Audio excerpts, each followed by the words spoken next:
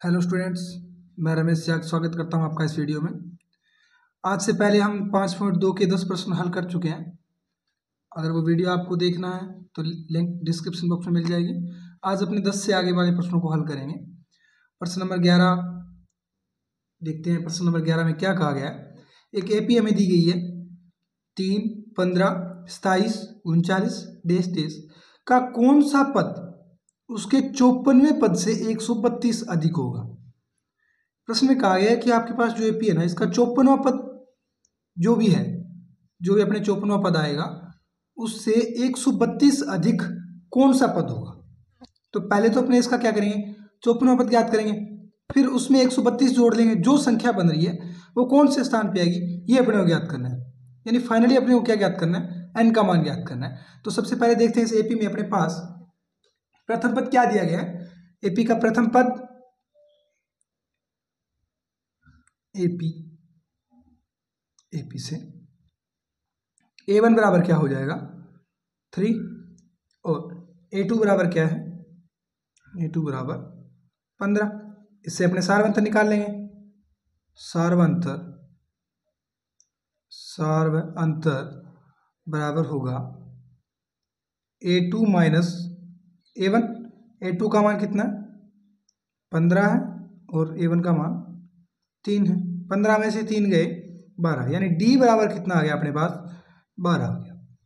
अब अपने को बोला गया है कि 54वें पद से, यानी 54वें पद से 132 कौन सा अधिक होगा। तो पहले अपने 54वां पद ज्ञात करना पड़ेगा। सबसे पहले अपने को 54वां पद ज्ञात करना पड़ेगा, फिर उसमें 132 जोड़ देंगे। तो पहले अपने 54वां पद ज्ञात कर लेते हैं। तो आता है एपी का 54वां पद, एपी का 54वां पद देखते हैं। A54 बराबर क्या हो जाएगा, A प्लस 54 माइनस 1 गुणा में D। A का मान कितना है अपने पास, प्रथम पद 3, यहाँ से रख लेते हैं। 3 प्लस 54 में से 1 गया 53 गुणा D का मान कितना आया था 12। 53 को 12 से गुणा कर लीजिए, 53 गुणा 12। अब गुणा करने का एक सिंपल ट्रिक होता है। अपने क्या करते हैं, 53 गुणा 12, भाग के पेन उठाते हैं, कॉपी उठाते हैं, सीधा करने की कोशिश करें तो 53 को पहले 10 से गुणा कर लो। 53 को 10 से गुणा करेंगे तो कितना बन जाएगा, 53 को 10 से गुणा करेंगे ये बन जाएगा 3 प्लस 53 को 10 से करो 530। अभी इसमें 12 से करना था, 10 से अपन ने कर लिया। 53 को 2 से कर दो, 53 दुए 106 बन रहा है ना। तो ये कितना हो जाएगा 3 प्लस 500 और 100 630 और 6 36, कितना हो गया 636। तो A54 बराबर अपने पास कितना आ जाएगा 639। अब अपने पास A54 आ चुका है। अब प्रश्न में हमें एक शर्त दी गई है, उसमें कहा गया है कि जो इसका 54वां पद है इससे 132 अधिक कौन सा पद होगा। तो अपने प्रश्नानुसार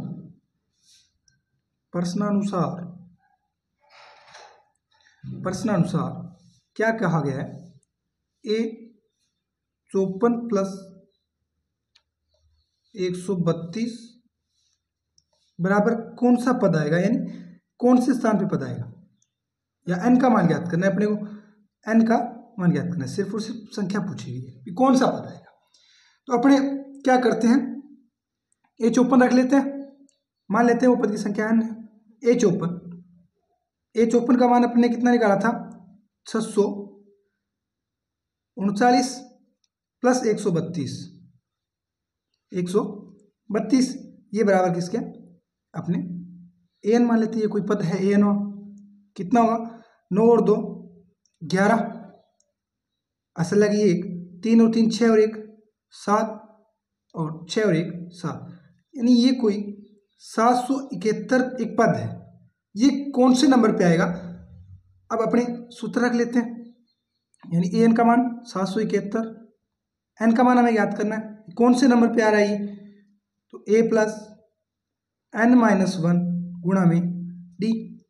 771 बराबर a का मान कितना है 3 है, प्लस n का मान हमें पता नहीं है n माइनस 1 गुणा में 12।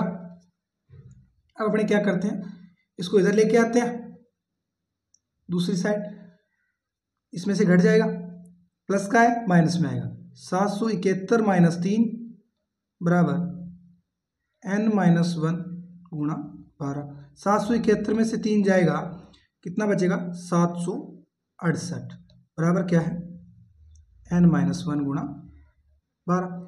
ये गुणा में 12 है, दूसरी साइड किस में आएगा भाग में, 768 बटे 12 बराबर n-1, भाग दो इसमें, 12 छिके 72, बचा कितना 4, 12 चौके 48, 768 में आप 12 का भाग दोगे 64 बार जाएगा, यानी n-1 बराबर क्या आ गया 64 आ गया। अब -1 है, दूसरी साइड किस में आएगा प्लस में आएगा, तो n बराबर क्या बन जाएगा 64 + 1, यानी n बराबर क्या आ रहा है 65। तो अपने पास आंसर क्या आ जाता है n का मान 65। अतः दी गई एपी का 65वां पद 54वें पद से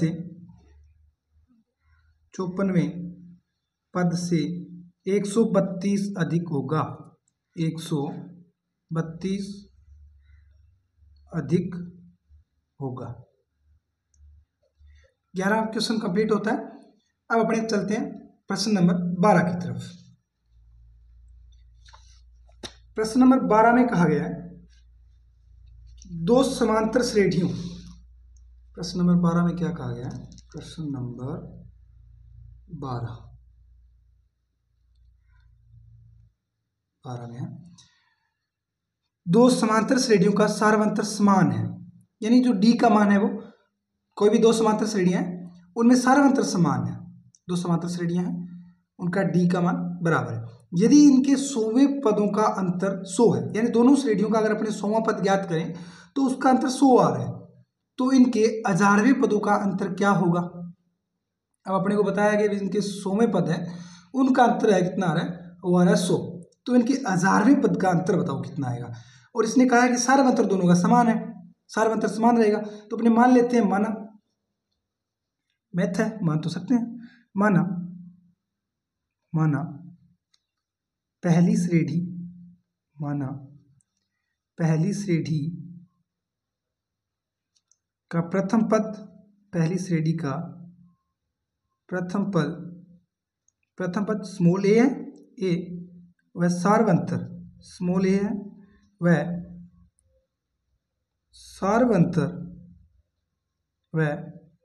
सार्वंतर डी है।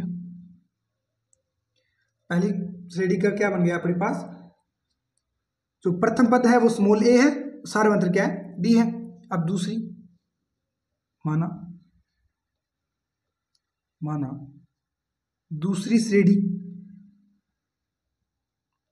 दो श्रेणियों की बात की गई है ना इसमें, तो दूसरी श्रेणी का प्रथम पद इस बार कैपिटल ए मान लो, प्रथम पद स्मॉल ए मान चुके हैं तो इस बार कैपिटल ए मान लो, ए वह सार्वंतर समान है, इसका मतलब डी रहेगा।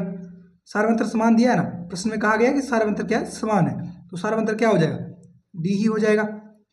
अब इसने कहा है 100वां पद, तो दोनों श्रेणियों का 100वां पद बना लो। इस श्रेणी का 100वां पद क्या हो जाएगा, इस श्रेणी का 100वां पद हो जाएगा, प्रथम पद ए है, ए प्लस 100वां यानी 99D, सार्वंतर दोनों का समान है 99D, ये इस श्रेणी का हो गया। और इसने बोला अंतर 100वें पदों का अंतर, तो इन दोनों में से यानी दूसरी श्रेणी के 100वें पद में से अगर पहली श्रेणी का 100वां पद घटाएंगे तो अंतर आएगा। तो अपनी जो दूसरी समांतर श्रेणी है इसका 100वां पद ए प्लस यानी कैपिटल ए प्लस 99D हो गया। इसमें से अगर मैं इस समांतर श्रेणी का 100वां पद घटा दूं यानी स्मॉल ए प्लस 99D घटा दूं तो अपने पास अंतर दिया कितना है 100 है, तो बराबर क्या आ जाएगा 100 आ जाएगा। अब इस ब्रैकेट को खोल लो आगे, तो ए प्लस 99D माइनस ए, ये प्लस माइनस माइनस हो जाएगा, माइनस में क्या आ गया 99D बराबर कितना है 100 है। अब ये प्लस का 99D है, इधर माइनस का 99D है, ये दोनों कैंसिल हो जाएंगे, बचा क्या अपने पास, सिर्फ और सिर्फ इधर ए बचा और इधर छोटा ए बचा, यानी a माइनस ए बराबर कितना आ रहा है, 100 आ रहा है। इसको नाम दे दो आप एक बार समीकरण नंबर 1, इसको एक समीकरण नंबर 1 नाम दे दो एक बार। अब आप प्रश्न में देखो आगे क्या कहा गया, तो इनके हजारवें पदों का अंतर क्या होगा। अब अपने को हजारवें पदों का अंतर ज्ञात करना है, इसी तरीके से दोनों श्रेणियों का हजारों पद लिख लो। अब प्रश्नानुसार अब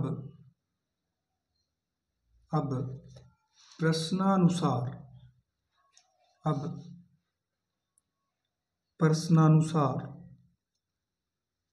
हजारवें पदों का अंतर तो कितना हो जाएगा, पहली बड़े वाली श्रेणी से देखते हैं, बड़े ए वाली से पहला पद ए प्लस हजारवां पद यानी 999 डी, 1000 माइनस 1 डी होगा, यानी 1000 में से एक जाएगा 999 डी बचेगा, 999 डी माइनस अंतर ज्ञात करना है, घटाएंगे, माइनस स्मॉल ए प्लस 999 डी, घटाना ही है अपने को तो कर लो हल इसको और आगे, ए प्लस 999 डी, ए प्लस 999 डी माइनस ए प्लस माइनस माइनस हो जाएगा, माइनस 999 डी, इधर प्लस का 999 डी है, इधर माइनस का 999 डी है, कट जाएगा, बचेगा क्या, ए माइनस ए। अब आप इसमें क्या कर सकते हो, ए माइनस ए का यहाँ समीकरण, चूंकि समीकरण एक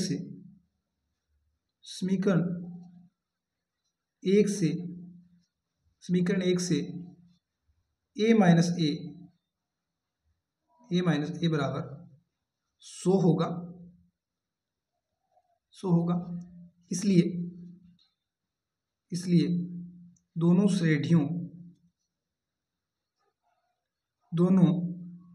श्रेणियों के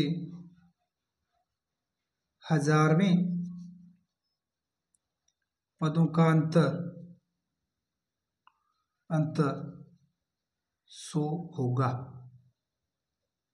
समझ आई बात। अपने को पहले जो 100वें पद थे, इन दोनों श्रेणियों का 100वां पद था, उसका अंतर 100 दिया हुआ था, और उसके बाद इसने पूछा कि 1000वें पदों का अंतर क्या होगा, तो अपने सारा अंतर समान दिया हुआ था, तो पहला पद मान लेते हैं, एक श्रेणी का स्मॉल ए मान लो, एक का कैपिटल ए मान लो, सारा अंतर दोनों का समान है, इसका मतलब डी रहेगा। अब दोनों के 100वें पद लिख लो, पहली में से दूसरी घटा दो, अंतर 100 है बराबर 100 रख दो, जो पद बचता है उसको समीकरण नंबर 1 नाम दे दो। उसके बाद प्रश्न के अनुसार क्या कहा, 1000वें पद का पूछा गया है, तो अपने 1000वें पद का रखो, 1000वां पद निकालोगे तो ए प्लस 999 डी, और इधर बन जाएगा ए प्लस 999 डी, घटाओगे 999 डी में से 999 डी 0 बन जाएगा, और ए माइनस ए बचेगा, वो अपने पास ए माइनस ए का मान, कैपिटल ए माइनस स्मॉल ए का मान 100 पहले से हम ज्ञात कर चुके हैं, तो वो मान रख दो, यानी इस समांतर श्रेणी के 1000वें पद का योग अंतर कितना आ जाएगा, 100 आ जाएगा। देखते हैं अपने प्रश्न नंबर 13। अब प्रश्न 13 में कहा गया है कि 3 अंकों वाली कितनी संख्याएं 7 से विभाज्य है। 3 अंकों से ऐसी कितनी संख्याएं बनेगी जिनमें 3 का भाग पूरा पूरा जाता है, ऐसी संख्याएं बतानी है आपको। तो 3 अंकों की सबसे छोटी संख्या क्या होती है, 3 अंकों की सबसे छोटी संख्या 100 होती है, इस बारे में तो आप सब जानते हो। 3 अंकों की सबसे छोटी संख्या क्या होती है, एक बार इधर रफ काम कर रहे हैं अपने। 3 अंकों की सबसे छोटी संख्या कौन सी होती है, 100 होती है। क्या 100 में 7 का पूरा पूरा भाग जाता है, नहीं जाता। क्या 101 में जाता है, 101 में जाता है क्या, नहीं जाता। 7 एकम 7 बचे 3 31 नहीं जा रहा। 102 में देखो, 102 में 3 32 नहीं जा रहा। 103 में 3 33 नहीं जा रहा। 104 में 3 34 नहीं जा रहा। 105 में जा रहा, देखो 105 में जा रहा है।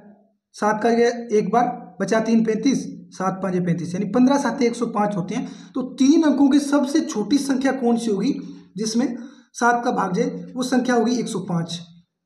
तो अपने इससे एपी बन जाएगी। एपी का प्रथम पद क्या हो जाएगा, 105 हो जाएगा। एपी का प्रथम पद 105 हो जाएगा। दूसरा पद इसमें 7 जोड़ोगे तभी तो बनेगा। 105 और 107, 105 और 7 112। उसके बाद ऐसे 7 7 इसमें जुड़ता जाएगा और फिर 7 का भाग जाएगा, क्योंकि 15 7 105 होते हैं। 16 7 112, 17 7 119, ऐसे चलता जाएगा आगे। और इसका अंतिम पद क्या आ जाएगा। 3 अंकों की सबसे बड़ी संख्या क्या होती है, इधर देखिए आप, 3 अंकों की सबसे बड़ी संख्या होती है 1000। इससे बड़ी संख्या होगी क्या? 3 अंकों की सबसे बड़ी संख्या क्या होगी? 3 अंकों की सबसे बड़ी संख्या 1000 ही होती है। तो अपने को क्या करना है, अब इसमें 1000 नहीं होती, सॉरी माफी चाहूंगा, ये 4 अंकों की होगी, यानी सबसे बड़ी 999।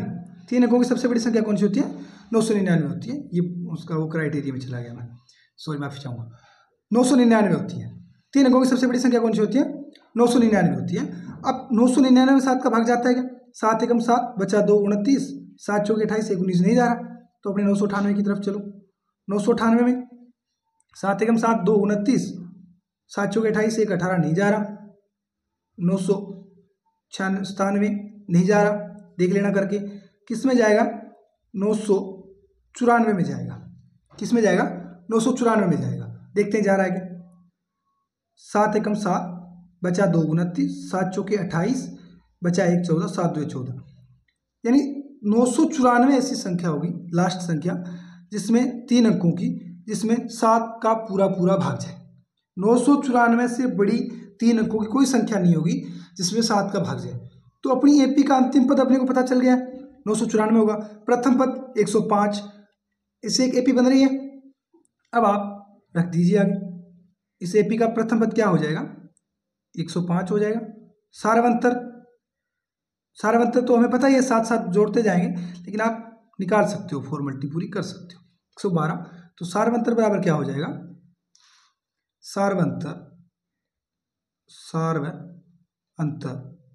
बराबर 112 माइनस 105, कितना बन जाएगा? 7 बन जाएगा, यानी डी बराबर कितना आ गया? 7 आ गया। अब अपने को इसने बोला है कि कितनी संख्या है, यानी इस एपी के कितने पद हैं। अगर अपने इसके कुल पद ज्ञात कर देंगे तो अपने पास पता चल जाएगा भी इतनी संख्याएं हैं, आंसर आ जाएगा। तो आप सूत्र जानते हो, पदों की संख्या कैसे ज्ञात करते हैं। an बराबर 994 में कितने नंबर पद है ये हम ज्ञात कर लेंगे। तो 994 an का मान हो जाएगा, an बराबर होता है a प्लस, यानी a का मान कितना? 105 प्लस n-1, n का मान हमें पता नहीं है, याद करना है, n-1 गुणा में dm कितना? 7 है। 105 इधर प्लस का, इधर लेके जाओ, दूसरी साइड जाएगा, तो 994 माइनस 105 बराबर क्या बन जाएगा?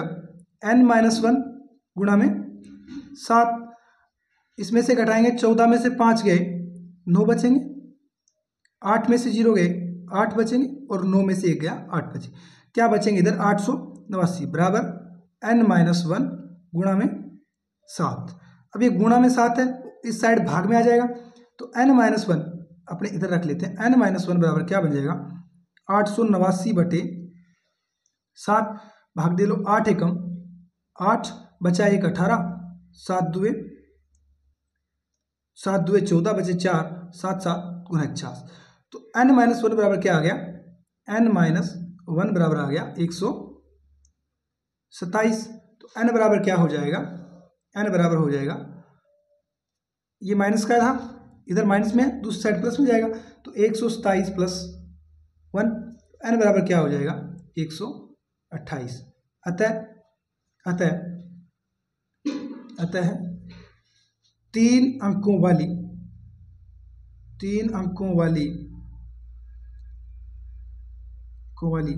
128 संख्याएं 7 से विभाजित होगी। 7 से विभाजित होगी। अब अपने चलते हैं प्रश्न नंबर 14 की तरफ। प्रश्न नंबर 13 हो चुका है, प्रश्न नंबर 14 की तरफ चलते हैं। प्रश्न नंबर 14 में हमें बोला गया है कि 10 और 250 के बीच 4 के कितने गुणज हैं। गुणज मतलब जिनमें 4 का पूरा भाग जाए। तो अपने को सेम जो 13 नंबर प्रश्न में किया है वही काम यहाँ पे करना है। देखते हैं, सबसे पहले हमें कौन सी संख्या दी गई है? 10, और सबसे बड़ी 250। इन दोनों के बीच में अपने को देखने हैं 4 के कितने गुणज है। तो 10 के बाद जस्ट चलते हैं अपने 10 11, 12, 12 आ रहा है, 12 में 4 का भाग जाता है, तो पहला गुणज अपना क्या हो जाएगा, AP कहाँ से स्टार्ट हो जाएगी, 12 से। पहला गुणज क्या हो जाएगा 12, 12 के बाद 4 4 जोड़ते जाएंगे तो भाग जाएगा पूरा, 12 और 4 16, 20, 24 ऐसे चलता जाएगा। और इसका लास्ट पद क्या हो जाएगा, 250 में जाता है क्या, 4 का भाग, 4 की भाजकता का नियम होता है, अंतिम 2 अंक में देखते हैं अगर 4 का जा रहा है तो उसमें जाएगा, अदरवाइज नहीं जाता। तो 5 में 4 एकम 4 बचा 1 10 नहीं जा रहा, देखते हैं 249, 4 एकम 4 4 2 8, इसमें भी 1 शेष बच रहा नहीं जा रहा। 248 में देखते हैं क्या 248 में भाग जाएगा, 4 एकम 4 4 2 8 जा रहा है पूरा पूरा। तो अंतिम पद अपने पास क्या आ जाएगा 248। जो प्रोसेस अपन ने 13 नंबर प्रश्न में की थी वही यहाँ पे करनी है। तो अपने पास अंतिम पद आ चुका है, यानी AN बराबर कितना आ गया अपने पास 248, A बराबर कितना है 12 और D बराबर ज्ञात कर लेते हैं। D बराबर A2 minus A1, A2 minus A1, A2 का मान कितना है 16 माइनस 12, कितना बचेगा D बराबर 4। जैसे D का मान आ जाता है अपने को क्या करना है, अपने पास एक सूत्र है, क्या होता है सूत्र, AN बराबर A plus N minus 1 into D। इस सूत्र में मान रख दो, AN का मान अपने पास 248 है, 248 बराबर A का मान 12 प्लस N माइनस 1 गुणा में D का मान कितना निकाला 4। इसको 12 को दूसरी साइड लेके चलते हैं, इधर प्लस का है, 248 की तरफ जाएगा तो माइनस में जाएगा, 248 माइनस 12 बराबर क्या बन जाएगा N माइनस 1 इंटू 4। 248 में से 12 जाएगा, बचेगा 236 बराबर N माइनस 1 गुणा में 4। इधर गुणा में 4 है, दूसरी साइड भाग में जाएगा तो N माइनस 1 बराबर बन जाएगा 236 बटे 4, भाग दे देते हैं। N माइनस 1 बराबर 236 में 4 का भाग देंगे, 236 बटे 4 भाग देते हैं, 4 5 20, बचा कितना 3, 9 चौके 36, कितनी बार जाएगा 59 बार। तो N माइनस 1 बराबर क्या आ गया 59, और N बराबर क्या हो जाएगा 59 प्लस 1, N बराबर कितना आएगा 60। अतः 10 और 250 के बीच 60 ऐसी संख्याएं हैं जो 4 के गुणज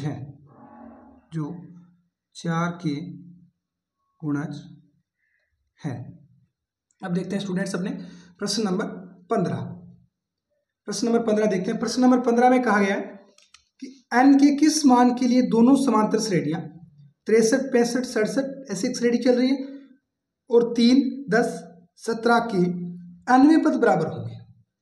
तो पहले तो अपने देखते हैं दो श्रेणियां कौन कौन सी दी है, दोनों श्रेणियां लिख लेते हैं। पहले तो पहली श्रेणी अपने पास क्या है, एक AP बराबर क्या है 63, 65, 67 ऐसे चल रही है। इस श्रेणी के लिए लिख लेते हैं पहले A का मान क्या है, A1 बराबर क्या है 63, A2 बराबर क्या है 65। तो इससे D का मान निकाल लेते हैं अपने, सार्व अंतर D बराबर सार्व अंतर D बराबर क्या हो जाएगा A2 माइनस A1, कितना बनेगा 65 माइनस 63, 65 में से 63 जाएंगे 2 बचेंगे, यानी D बराबर कितना आ गया अपने पास, इस श्रेणी से 2 आ गया। अब अपनी दूसरी श्रेणी लिख लेते हैं AP, क्या है वो 3, 10, 17 डैश डैश डैश ऐसे चल रही है। अब इससे क्या करते हैं अपने, वही D का मान निकालेंगे। A1 बराबर कितना 3, A2 बराबर कितना 10 और D कितना आ जाएगा, D बराबर A2 माइनस A1, A2 का मान 10 माइनस A1 का मान 3, तो D बराबर कितना आ गया, इससे 7 आ गया। अब देखो प्रश्न में क्या कहा गया है कि इसमें n का ऐसा कौन सा मान होगा जिसपे दोनों पद बराबर आ रहे हैं। कहाँ जाके श्रेणी के पद है वो दोनों बराबर हो जाएंगे। तो अपने n का मान निकाल लेते हैं, n का मान निकाल लेते हैं, दोनों को बराबर रख लेते हैं। a भी है अपने पास, d भी है, दोनों बराबर रख लेते हैं। n का मान हमें पता नहीं है, n की जगह n रख लेंगे, सूत्र लगा देते हैं a n बराबर, अपने को पद ही तो ज्ञात करना है, क्या पद बराबर आएगा और कौन सा पद बराबर आएगा, n का किस स्थान पे पद बराबर आएगा, रख लेते हैं। पहले इसके लिए प्रश्नानुसार रखते हैं। a n इसका कोई पद आएगा जो बराबर आए, तो इसका सूत्र क्या होगा, a plus n minus 1 into D, तो बराबर होना चाहिए, यानी n का मान बराबर पूछा है हमें तो बराबर रखोगे, a plus n minus 1 into D. इसका पहली श्रेणी का a का मान कितना है, 63 है अपने पास, 63 प्लस n का मान पता नहीं है, ज्ञात करना है, गुणा में सार्वत्र कितना आया था, 2 आया था, बराबर a का मान कितना है, 3 है, प्लस n का मान हमें पता नहीं है और सार्वत्र 7। हल कर लीजिए इसको, कितना बन जाएगा, 63 प्लस n माइनस या 2n माइनस 2 अंदर गुणा करवा देते हैं, 2 का n के साथ 2n माइनस 2 बराबर इधर 3 प्लस 7n माइनस 7। अब आने वाले पद एक तरफ रख लो, बाकी सबको एक साइड ले जाओ, इधर 2n इस साइड ले आओ, प्लस का माइनस में आ जाएगा, बाकी सबको उधर लेके चलो, 63 माइनस 2, इधर ये प्लस का था, माइनस में माइनस 3, ये इधर माइनस का था, इधर प्लस में आ जाएगा, प्लस 7 बराबर इधर ये 7n था, 7n और इधर ये 2n प्लस का था, माइनस में आ जाएगा, माइनस का 2n, ये माइनस के 3 2 5 हो गए और प्लस के 7 है, ये प्लस के 2 बचेंगे, 63 और प्लस के 2 65, कितने बन जाएंगे, इधर बन जाएंगे 65 और इधर 7n में से 2n गए 5n, 5n बराबर 65 आ गया। तो इधर n के गुणा में 5 है, दूसरी साइड लेके जाएंगे, भाग में जाएगा, तो n बराबर क्या बन जाएगा, 65/5, n बराबर 65/5। तो n बराबर, n का मान कितना, 65 में 5 का भाग देंगे, 13 पंजे 65 होते हैं, तो n बराबर कितना आ जाएगा, 13 आ जाएगा। अतः दोनों श्रेणियां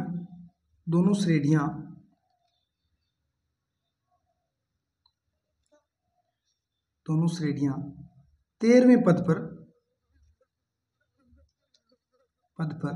समान होगी,